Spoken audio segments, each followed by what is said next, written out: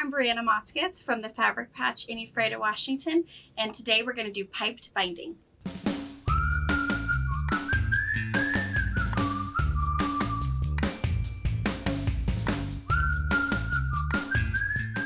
So today we're going to do piped binding. People also call it flange binding. It's just another way to bind your quilt, bind your mug rug, bind your table topper, whatever you're working on. It adds that little extra flair to it. The quilt behind me has really pretty piped binding. The binding matches the border and has that really cute lime green flare, little bit of a three-dimensional cuteness to it, just to add that color all the way to the very end. So all you need is your flange piece, your piping piece. So in the quilt behind me, it was the lime green. We're gonna cut that strip 1 3/4 of an inch. And then for your binding piece, the actual piece that's gonna wrap around your quilt, so in the quilt behind me, that's the blue piece. That is going to be a 1 1/2 inch strip. You're gonna sew those two bad boys together using your 1/4 inch seam allowance, right sides together. It's gonna be off because again, they're two different sizes. We're gonna sew your 1/4 inch seam allowance all the way, again, length of your binding strip. So depending on the size of your quilt, you may have cut 7 1 3/4 inch strips and 7 1 1/2 inch strips. Sew those end to end like you would any other binding, and then sew that very long 400 inch strip set all together, right sides together. When you have that done, it is important to press that strip. Now you want to press that strip to the binding piece.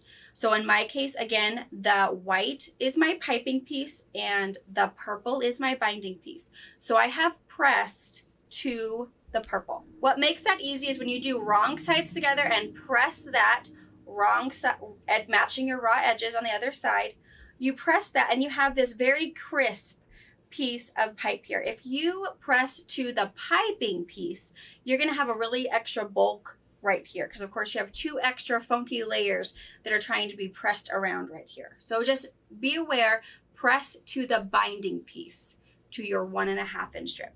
And then just like regular binding, the only thing you're going to do is you're going to sew your binding to the backing fabric.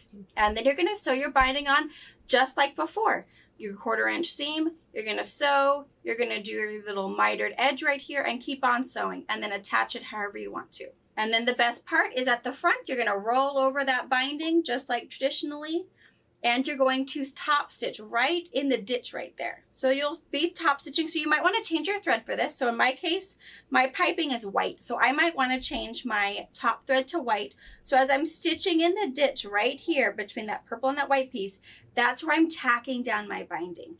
It makes it really fast, really quick. If you have a stitch in the ditch foot, it looks like this. It will make it even easier to make sure you're actually stitching in that line and not getting too far away or running into your purple piece.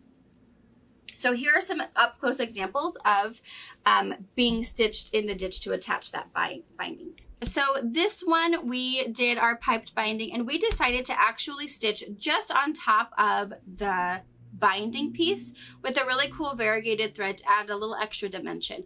But you'll see how it just interlocks perfectly and beautifully right in that mitered corner.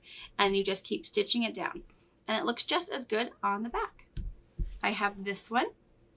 This one again is kind of a dark and a white like I just showed you guys. So the binding is black, the white is piping, and you'll see we stitched right in that ditch and you can barely see that stitching, but you still have that really pretty little bit of accent flange on that. So that's piped binding, super fast. You just have a little extra sewing to do. Again, you're gonna cut your binding piece at 1 1/2 inches and your piping accent piece at 1 3/4. Sew those together and you have beautiful piped binding for any project. Thank you for watching our video. We invite you to leave a comment, hit the like button, or better yet, subscribe to our channel so you never miss an episode. You can also visit our Instagram, Twitter, Facebook, or Pinterest pages, or find all of those things and our online store at fabricpatch.net.